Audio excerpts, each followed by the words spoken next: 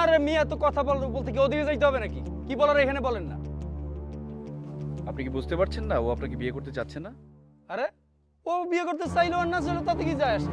ওর বাবা চাইছে, আমার বাবা চাইছে, তাই তো। ওর বাবাও চায় না, আপনি জোর করছেন এজন্য উনি কিছু বলতে পারছে না।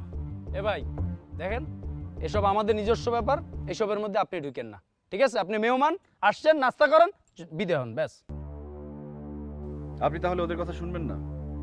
এই তুই কে? তুই এত কথা কস কা? হ্যাঁ, আপনার নামটা যেন কি?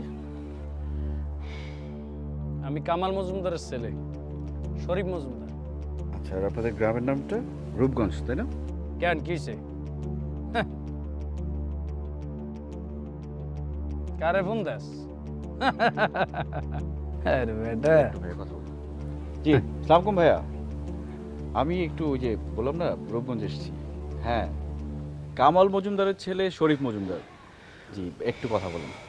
হ্যাঁ, একটু কথা বলুন। কে? বলুন না।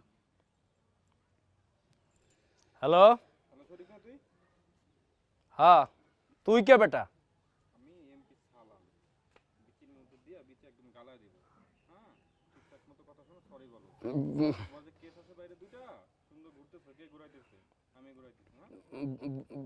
বস, না না না বস, টেনশনের কিছু নাই, আমি সব দেখতেছি, সব ম্যানেজ করে ফেলতেছি। জি বস, জি বস, জি বস। হ্যাঁ হ্যাঁ